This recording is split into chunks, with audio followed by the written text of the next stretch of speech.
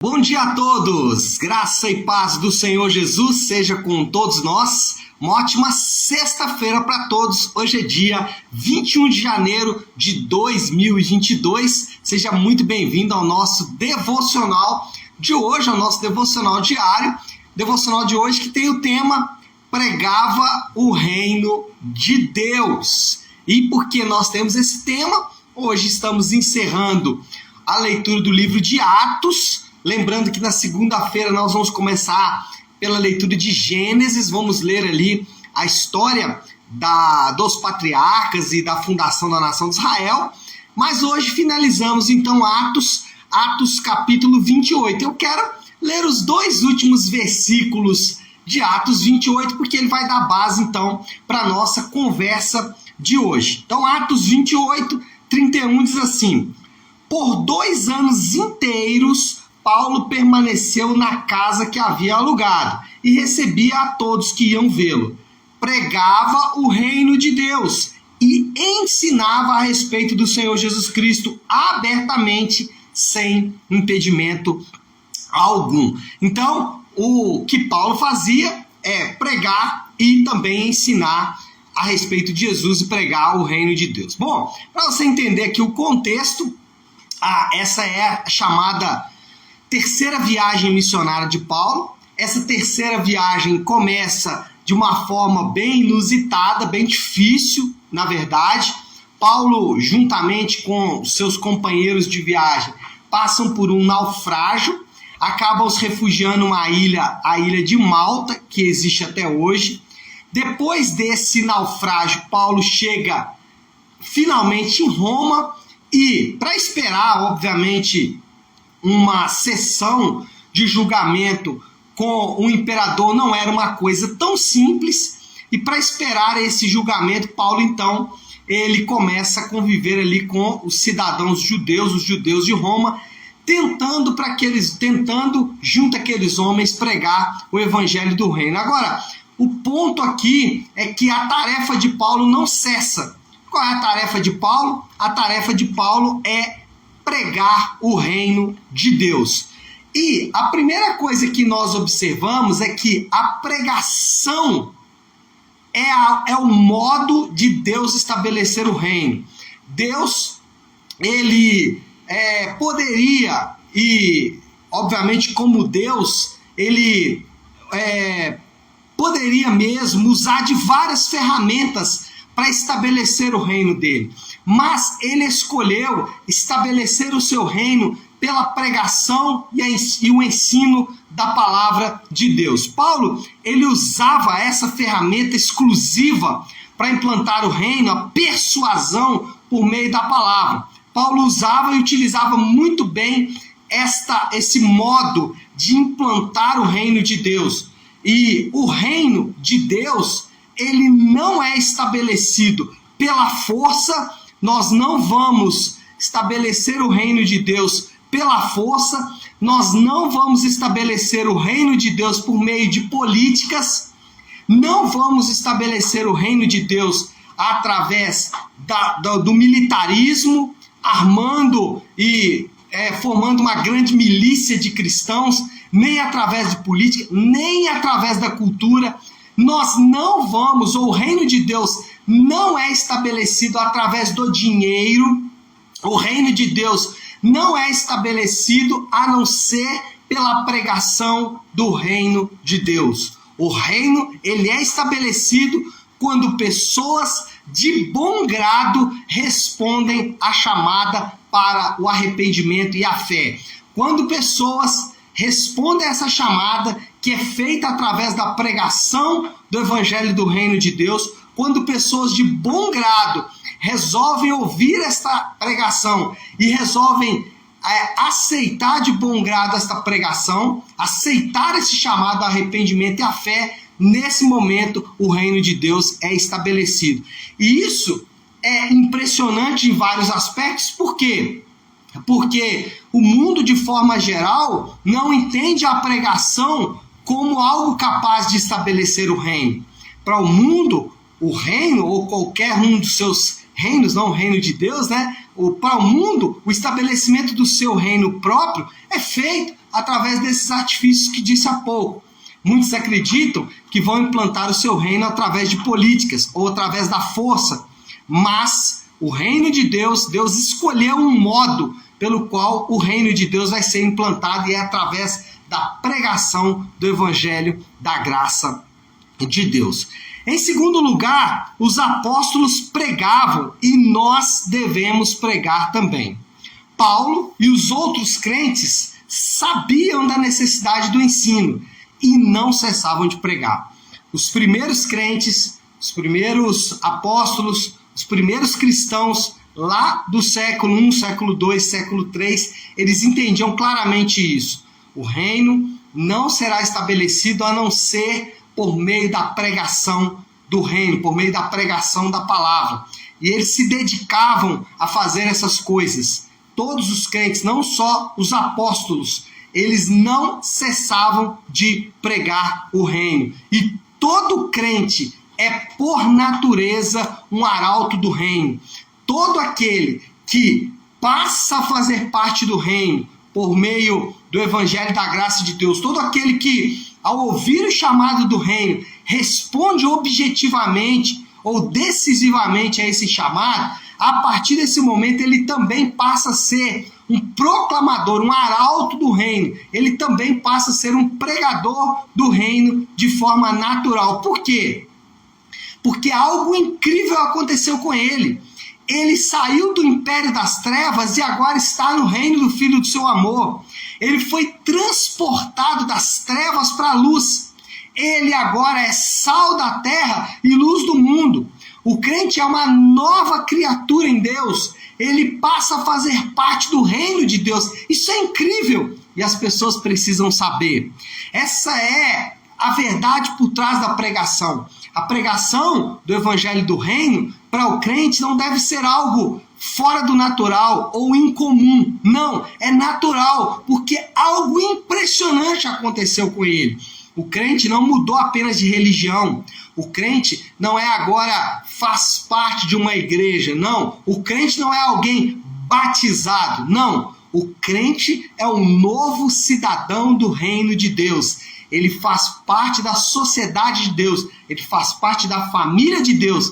Ele é agora habitado pelo Espírito Santo. Ou seja, algo incrível, algo impressionante aconteceu com ele. E ele não pode ficar calado. As pessoas precisam saber o que aconteceu com ele. As pessoas precisam saber que algo incrível aconteceu com ele. Agora, por que nós não pregamos? Você já se perguntou por que normalmente os crentes não pregam? Você já se perguntou por que normalmente você tem dificuldade de pregar? Bom, os motivos são vários. Eu enumerei alguns aqui só para a gente usar como exemplo.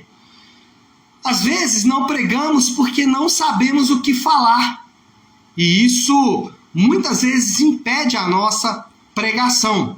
E aqui a coisa é facilmente resolvida com o ensino da palavra de Deus. Por isso que os apóstolos se dedicavam a ensinar. Se você não sabe pregar, você não sabe o que falar, você precisa aprender. Por isso, você precisa ser ensinado com relação à palavra de Deus. Por isso, o ensino é tão importante, para que você saiba o que falar. Outros não pregam por medo. Medo mesmo. Medo de ser rejeitado, medo de ser zombado, medo de ser escanteado, de não fazer parte do grupo de pessoas, medo até mesmo de ser cobrado por Deus por aquilo que ele está falando. O medo é um motivo também pelo qual não pregamos. E um outro motivo também é a covardia. Simplesmente somos covardes e não abrimos a boca para falar dessa grande verdade do reino. Então, o crente é naturalmente um arauto, um pregador do reino. Bom, primeiro, a pregação é o modo de Deus de estabelecer o reino. Segundo lugar, os apóstolos pregaram, os primeiros crentes pregaram, os crentes durante a história da igreja pregaram, também nós devemos pregar. E terceiro, muitos vão aceitar a sua pregação, outros não. Muitos vão ouvir. muitos vão de bom grado arrepender dos seus pecados e crer em Cristo para a salvação de suas almas, outros simplesmente vão se fechar, e às vezes vão se fechar de forma definitiva. Essa é uma dura verdade que nós temos que lidar com ela. Os judeus que Paulo pregou aqui, e depois de uma profunda explicação de Paulo sobre o reino, eles escolheram a escuridão. Mesmo sendo iluminados, mesmo sendo expostos à pregação da palavra do reino, eles escolheram a escuridão. Nem todos vão responder positivamente ao chamado do reino. E essa é uma verdade dura, essa é uma verdade difícil de conviver, ao ver até pessoas que amamos não aceitando a pregação do reino. Isso acontece, e acontece com alguma frequência, lamentavelmente. Pessoas que nós amamos, pessoas que nós consideramos em nossas próprias vidas, eles vão rejeitar a boa pregação do evangelho do reino. Isso é fato, e isso é muito triste, lamentavelmente. Mas isso aconteceu com Paulo, aconteceu com os outros apóstolos, aconteceu com os primeiros cristãos, aconteceu ao longo da história e continuará acontecendo. Não fique triste por isso, saiba que isso é um movimento natural do reino. Bom, qual é a moral da história? O que nós podemos aprender com tudo isso que nós ouvimos aqui nessa manhã sobre Paulo? Aliás, em todo o livro de Atos, né? A moral da história é o seguinte: o cristão é um proclamador natural do reino de Deus. Naturalmente ele faz isso. Eu não gosto muito de citar esse exemplo, não, mas só para você entender o que é um cristão ser naturalmente um proclamador do reino. Um cachorro, ele naturalmente late. É natural para os cachorros fazerem isso. Naturalmente vão latir porque faz parte da natureza dele. Como eu disse, não é muito que um exemplo que eu gosto de usar, mas dá para entender. O cristão, ele naturalmente é um pregador do evangelho. E é incomum, é muito incomum quando um crente não fala de seu rei.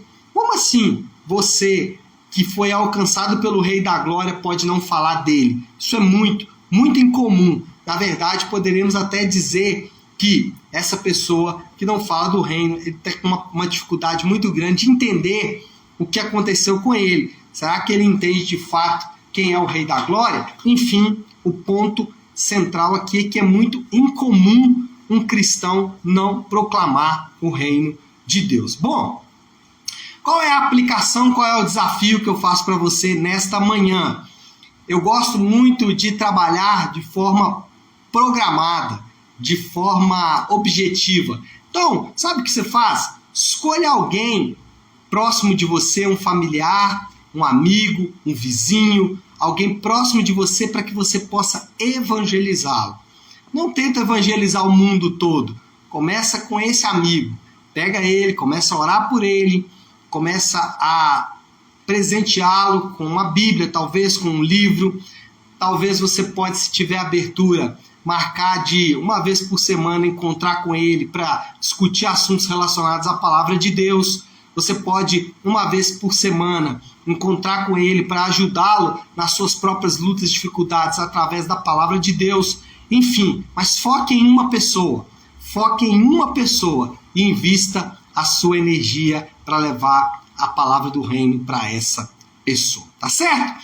Vamos orar? Vamos colocar tudo isso aí diante de Deus, como eu gosto de fazer sempre às sextas-feiras, segunda e sexta, né? Eu gosto de encerrar o devocional com a oração que o Senhor nos ensinou, com a oração do Pai Nosso. Então vamos fazer isso agora. Se você puder, pare aí um instante o que você está fazendo e vamos juntos buscar a Deus em oração, orando a oração que o Senhor nos ensinou. Pai nosso que estás nos céus, santificado seja o teu nome. Venha o teu reino, seja feita a tua vontade, assim na terra como no céu. Dá-nos hoje o nosso pão de cada dia. Perdoa as nossas dívidas, assim como perdoamos aos nossos devedores. E não nos deixes cair em tentação, mas livra-nos do mal, porque teu é o reino, o poder e a glória para sempre. Amém, amém e amém. Amém, meu povo? Bom, então é isso. Nós vamos ficando por aqui. Quero só deixar um último aviso. Domingo, às 10 da manhã, nós temos o culto de celebração da nossa Igreja Nave. Então você é nosso convidado para estar conosco nesse próximo domingo, às 10 da manhã, para juntos cultuarmos ao Senhor, tá bom? Vamos ficando por aqui. Que Deus te abençoe. Uma ótima sexta-feira e um final de semana abençoado para todos nós. Fiquem com Deus.